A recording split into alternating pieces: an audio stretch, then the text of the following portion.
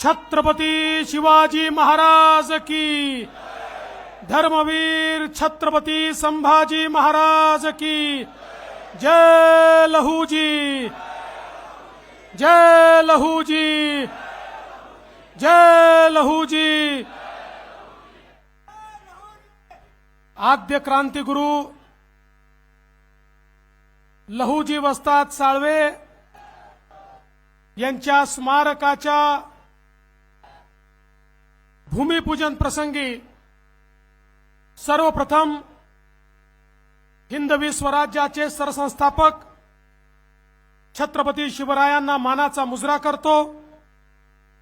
भारतीय राज्यघटनेचे शिल्पकार भारतरत्न डॉक्टर बाबासाहेब आंबेडकर यांना मानवंदना अर्पित करतो आणि खऱ्या अर्थानं ज्यांनी क्रांतीची ज्योत हजारो तरुणांमध्ये पेटवली आणि त्यांना क्रांतिकारक केलं असे आद्य क्रांतिगुरु लहूजी वस्ताद साळवे यांच्या चरणी नतमस्तक होतो।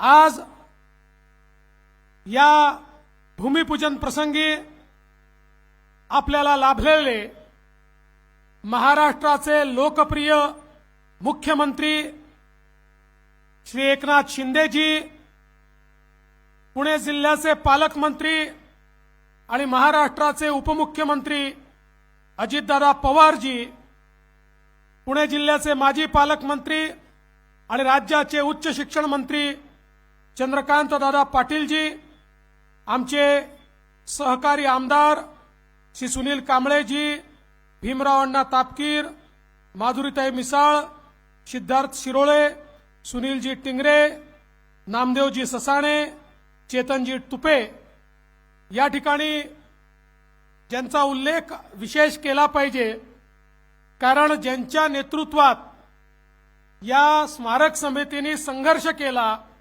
ते आमचे अशोक लोखंडेजी,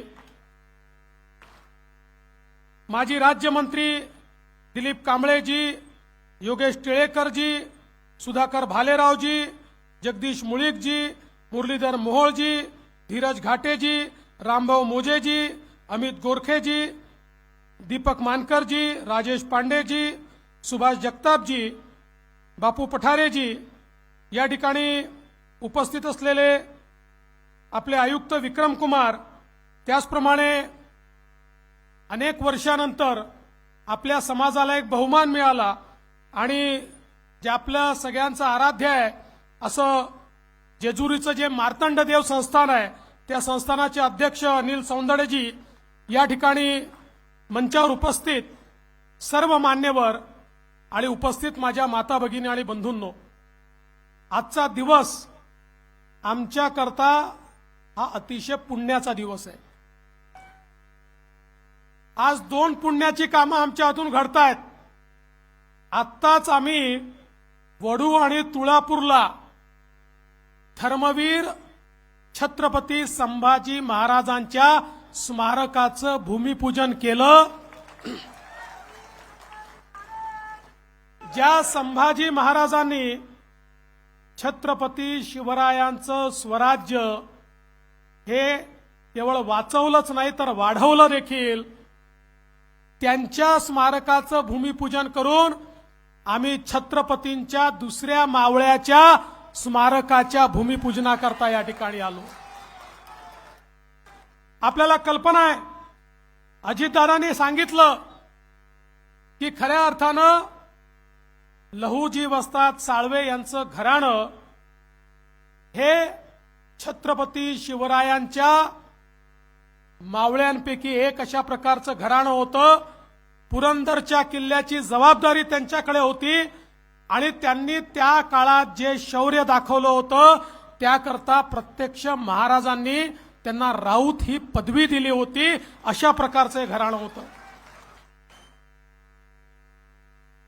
लहूजी वस्ताद साळवे यांचे वडील, आपल्याला कल्पना आहे की ते देखील मराठा साम्राज्याकरता लढता लढता धारातीर्थी पडले, इंग्रजांच्या विरुद्ध लढाई लढले आणि 1818 मध्ये लढता लढताच आपल्या जीवाचं बलिदान दिलं आणि त्यावेळी त्यांच्या सोबत छोटे लहुजी वस्ताद देखील त्या ठिकाणी होते. त्यांनी आपल्या वडिलांचा आपल्या घराण्याचा संघर्ष पाहिला आणि त्याच दिवशी प्रतिज्ञा घेतली, जगेन तर देशासाठी आणि मरेन तर देशासाठी. आणि त्यानंतर तो काळ असा होता, मराठा साम्राज्य संपलं होतं आणि त्या ठिकाणी इंग्रजांचं राज्य प्रस्थापित होत होतं. इंग्रजांच्या विरुद्ध लढायचं होतं आणि लहुजी वस्ताद साळवेंना माहिती होतं की ज्या प्रकारे इंग्रजांनी आपल्या मराठी माणसाला या ठिकाणी चिरडलाय, ज्या प्रकारे आमच्या मावळ्यांना त्या ठिकाणी चिरडलेलं आहे, पुन्हा एकदा क्रांतीची ज्योत पेटवावी लागेल आणि धगधगत्या रक्ताने या ठिकाणी मैदानात उतरणारे पैलवान तयार करावे लागतील, योद्धा तयार करावे लागतील, शस्त्रांमध्ये पारंगत अशा प्रकारचे वीर तयार करावे लागतील. आणि म्हणून या देशाच्या इतिहासामध्ये पहिल्यांदा क्रांतिकारकांना, देशभक्तांना शस्त्राचं आणि लढाईचं प्रशिक्षण देणारी शाळा ही जर कोणी काढली असेल तर ती या ठिकाणी लहुजी वस्ताद साळवेंनी काढली. आणि म्हणून त्यांना जे आद्य क्रांतिगुरू म्हटलं जातं याचं कारणच हे आहे की पहिल्यांदा त्यांच्या डोक्यामध्ये हा विषय आला की जर मी लढणारे तरुण तयार करणार नाही तर माझा देश कधी स्वतंत्र होऊ शकत नाही. आणि म्हणून या वस्तादानं, या गुरुनं अशा प्रकारचं त्या ठिकाणी काम